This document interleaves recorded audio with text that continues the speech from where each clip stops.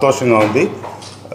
చంద్రబాబు నాయుడు గారు, లోకేష్ బాబు గారు నా మీద నమ్మకంతో ఈరోజు నాకు కల్పించిన ఈ అవకాశానికి తప్పకుండా సద్వినియోగపరుచుకొని పార్టీ పటిష్టానికి, అట్లాగే రేపు రాబోయే ఎన్నికల్లో అందరినీ కలుపుకొని వైఎస్ఆర్ మన తెలుగుదేశం పార్టీ నాయకులందరినీ కూడా, కార్యకర్తల్ని, నాయకుల్ని అందరినీ కలుపుకొని ముందుకు సాగుతాను.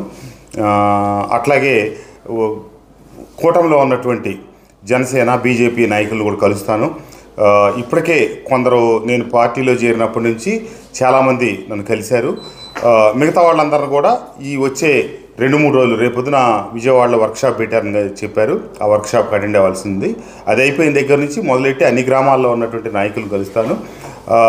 చిన్న చిన్న పొరపచ్చాలన్నా కూడా గత 15 సంవత్సరాల నుంచి దేవినేని ఉమామహేశ్వరరావు గారు అక్కడ ఇన్ఛార్జిగా ఉండటం, శాసనసభ్యులుగా గడిచిన 5 సంవత్సరాలు ప్రతిపక్ష నాయకులుగా అక్కడ ఉన్నందువల్ల వారితో కొంతమందికి అనుబంధం ఉంది. కాబట్టి వెళ్ళి వారందరినీ కూడా కలిసి పార్టీ నిర్ణయం మేరకు అందరితో, నాకు ఎవరితో వ్యక్తిగతమైన విభేదాలు లేవు.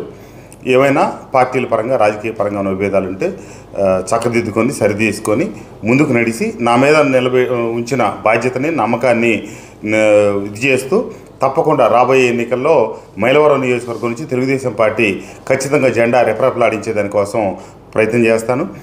100% నేనే గెలవబోతా ఉన్నాను.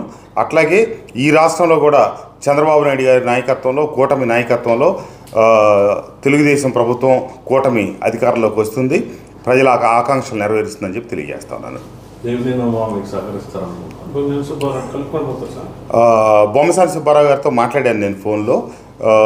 అట్లాగే నాకంటే ముందు నుంచి తెలుగుదేశం పార్టీలో ఎప్పటి నుంచో సీనియర్గా కొనసాగుతున్నటువంటి నాయకులందరూ కూడా, ఆ బాధ్యత కలిగినటువంటి, నిబద్ధత కలిగినటువంటి తెలుగుదేశం నాయకులందరూ ఖచ్చితంగా కలిసి వస్తారని చెప్పి నేను ఆశిస్తూ ఉన్నాను.